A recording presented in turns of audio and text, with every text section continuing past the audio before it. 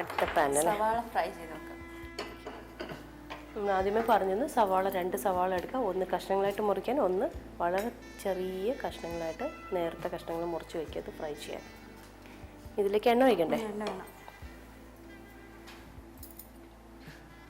ഒരുപാട് വേണമല്ലേ?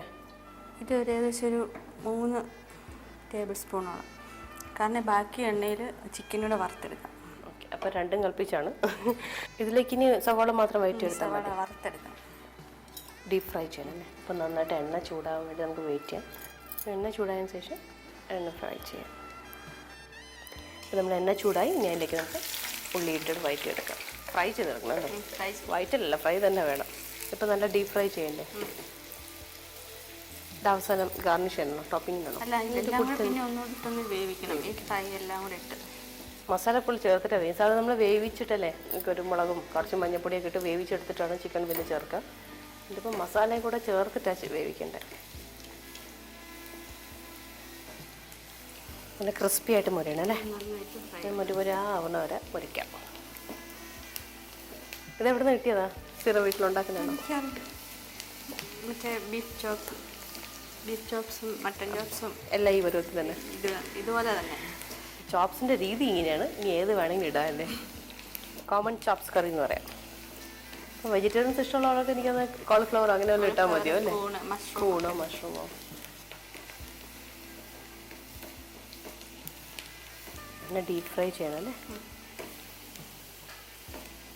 ഇതിപ്പം വറുത്ത കോരി മാറ്റി വെക്കണ്ടേ? അത് ഇതിലോട്ട് മാറ്റി വെക്കണം. അത് കഴിഞ്ഞ് നന്നായിട്ട് ചിക്കൻ ഫ്രൈ ചെയ്യണം. ഫ്രൈ ചെയ്തിട്ട് പിന്നെ കറിയാക്കുന്നത്. നല്ല ബ്രൗൺ കളറായി തുടങ്ങിയിട്ടുണ്ട്, ഒരു ഗോൾഡൻ ബ്രൗൺ ഷെയ്ഡ് വന്നു തുടങ്ങി നമ്മുടെ ഉള്ളിലേക്ക്. ഇതിപ്പം മൂത്ത് കഴിഞ്ഞ് നമുക്ക് മാറ്റിയെടുക്കാം. ഇനി ഇതിൽ അത് കരിഞ്ഞു പോകും. മൂത്ത് വരുമ്പോൾ തന്നെ മാറ്റാം അല്ലേ? ഇതൊരു 50-50 പരുവത്തിലിരിക്കുക. നല്ല അതിൻ്റെ കളറും കാണാം, പ്ലസ് മൂക്കുകയും ചെയ്തു.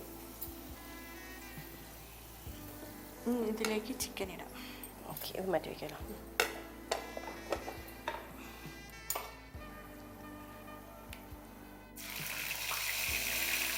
പീസസ് മാത്രം എടുത്ത് ചെയ്യണം.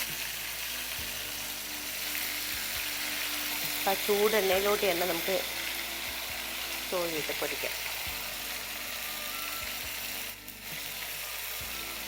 ആദ്യമേ നമ്മൾ പറഞ്ഞു മസാല ചേർത്ത് 1 മണിക്കൂർ വയ്ക്കണം. പക്ഷേ ഇവിടെ കാണിക്കാനായിട്ട് പെട്ടെന്ന് തൊട്ടങ്ങ് ചെയ്യണമെന്നേ ഉള്ളൂ.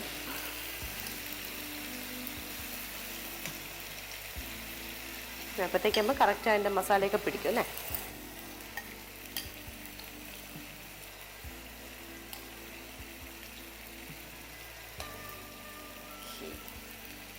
ബാക്കി മസാല യൂസ് ചെയ്യാമല്ലോ. ഇത് ലാസ്റ്റ് പിന്നെ അതിൻ്റെ കൂടെ ഇട്ടൊന്ന് വഴറ്റാം. കുറച്ച് ബാലൻസ് ഇരിപ്പില്ലേ? നമ്മൾ മാറ്റി വെച്ചിട്ടുണ്ട്. 3/4 ഭാഗമാണ് നമ്മൾ ഇതിലേക്ക് എടുത്തത്. ഇത് നന്നായിട്ട് ഫ്രൈ ചെയ്ത് ഇത് തിരിച്ചു മറിച്ചിട്ട് ഫ്രൈ ആക്കുക. അടച്ചു വെച്ച് ഫ്രൈ ചെയ്യണം. അതിങ്ങനെ ഓപ്പൺ മതിയോ? കുറച്ചൊന്ന് അടച്ചു വെക്കാം, കാരണം വെള്ളം ഒന്ന് വറ്റി വരാനായിട്ട്. ഒരു 5 മിനിറ്റ് നമ്മുടെ ചിക്കൻ ഒന്ന് ഫ്രൈ ആയി വരാൻ വേണ്ടിയിട്ട് നമുക്ക് വെയിറ്റ് ചെയ്യാം. അത് കഴിഞ്ഞിട്ട് നമുക്ക് വീണ്ടും തുടരാം.